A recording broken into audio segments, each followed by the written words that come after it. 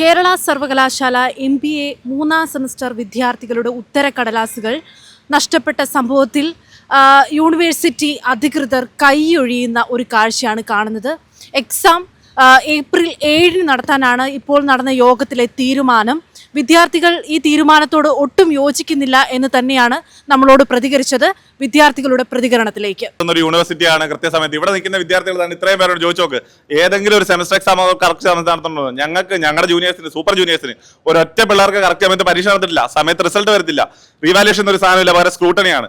Result വന്നൊരു വിദ്യാർത്ഥി തോറ്റി കഴിഞ്ഞാൽ അതിന്റെ സപ്ലി ഫീസ് അടച്ച് സപ്ലി പരീക്ഷ എഴുതിയതിനു ശേഷമാണ് സ്ക്രൂട്ടണിക്ക് വിളിക്കുന്നത്. ആ പയ്യൻ പിന്നീട് പാസ്സായാലും ആ കാശ് വാങ്ങുന്ന യൂണിവേഴ്സിറ്റി.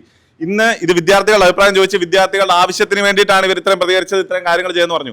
17-ാം തീയതി ഇവർ നടത്തിയ ഒരു മീറ്റിംഗ് ഇന്ന് വീണ്ടും അതേ തീരുമാനങ്ങൾ എടുക്കാനാണെങ്കിൽ ഇത്രയും ആളുകളുടെ കണ്ണിപ്പൊടിയിട്ട് എന്താണ് ഈ ഒരു കാര്യം നടത്തേണ്ട കാര്യം? ഞങ്ങളുടെ ആവശ്യങ്ങൾ എത്രയും പെട്ടെന്ന് റിസൾട്ട് പബ്ലിഷ് ചെയ്യണം. 3rd സെമസ്റ്റർ റിസൾട്ട് നോക്കിയിട്ടിരിക്കുന്ന 1000-ഓളം കുട്ടികളുണ്ട് പുറത്ത്. അവർക്ക് ജോലിക്ക് കയറണം. അത് കഴിഞ്ഞ് 4th സെമസ്റ്റർ വരണം. സപ്ലിമെന്ററി എക്സാം എഴുതിയവരുണ്ട്, അവർക്ക് റിസൾട്ട് കൊടുക്കണം. ഇതിന് റിസൾട്ട് കൊടുക്കണമെന്നുണ്ടെങ്കിൽ പറയുന്ന ഒരേ ഒരു മാർക്ക് 71 കുട്ടികൾക്ക് ആവറേജ് മാർക്ക് കൊടുത്ത് അവരുടെ റിസൾട്ട് പബ്ലിഷ് ചെയ്യാന്നുള്ളതേ ഉള്ളൂ. അതിന് വീണ്ടും 7-ാം തീയതി വരാൻ പറ്റാത്തവർക്ക് 10-ാം തീയതി, പിന്നെ 22-ാം തീയതി എന്ന് പറയുമ്പോൾ ഏത് കാലത്ത് റിസൾട്ട് വരും? തയ്യാറല്ല. ഒരൊറ്റ വിദ്യാർത്ഥികൾ പോലും ഇവിടെ നിൽക്കുന്നവർ തയ്യാറല്ല.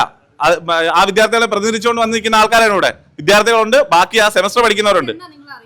ഞങ്ങൾ കഴിഞ്ഞ ജനുവരി തന്നെ അറിഞ്ഞിരുന്നു പേപ്പർ പോയിന്ന്. പലതവണ യൂണിവേഴ്സിറ്റിയിലേക്ക് വിളിച്ച് തന്നെ കോൾ റെക്കോർഡിംഗ് നടക്കുന്നുണ്ട് നമ്മുടെ കയ്യിൽ. നമ്മൾ അന്നോട്ട് വിളിച്ച് ചോദിക്കുന്നുണ്ട്, ഇതുപോലെ പേപ്പർ മിസ്സാകുന്നുണ്ട്, റീ എക്സാം ഉണ്ടോ, അതുപോലെ റിസൾട്ട് ഉടനെ വരുമെന്ന് ചോദിച്ചപ്പോൾ റിസൾട്ട് ഉടനെ വരുമെന്നാണ് സെക്ഷനിൽ അറിയിച്ചതാണ് ഓരോ തവണയും പറയുന്നത്.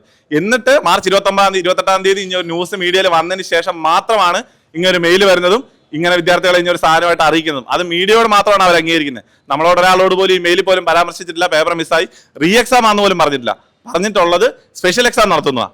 ഈ കുട്ടികളൊക്കെ വന്ന് എന്ത് സ്പെഷ്യൽ എക്സാം എഴുതാനാ? 1 വർഷം മുന്നേ നടത്തി പരീക്ഷ കഴിഞ്ഞ ഒരു പരീക്ഷയുടെ ഇപ്പം വീണ്ടും വന്ന് സ്പെഷ്യൽ എക്സാം എഴുതണമെന്ന് പറഞ്ഞ് നടക്കത്തില്ല. വിദ്യാർത്ഥികൾ ആരും വരും തയ്യാറല്ല.